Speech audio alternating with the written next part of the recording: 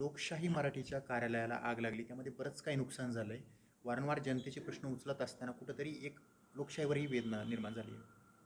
नाही, ॲक्च्युली लोकशाहीवर काही राजकीय पुढाऱ्यांचा डोळा आहे. हां, मागे पण लोकशाहीला बंदी टाकली होती. हां, म्हणजे हा कोणत्या सत्ताधारीवाल्यांचा आहे का कोणाचं ते शोधावं लागेल. हं, हं. पण एकंदरीत दुर्दैवाने ती आग लागली आहे ना, तर ती खालपर्यंत आली.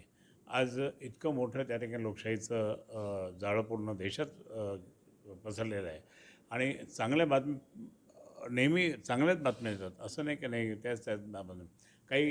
काही जण काय करतात माहिती आहे का, हां काय म्हणता खरं तर तुम्ही काय म्हणतात आहे लगेच मग त्यांच्याकडे तुमच्याबद्दल असं म्हटलं. हेच राजकारण चालतं इथे. तसं लोकशाहीमध्ये तसं नाही आहे. आणि म्हणून लोकशाही हा आमचा आवडतं चॅनल आहे.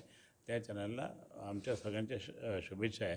आणि आम्हालाही दुःख झालं की हे जे झालं, म्हणून आम्ही लोकशाहीच्या पाठीशी आहोत.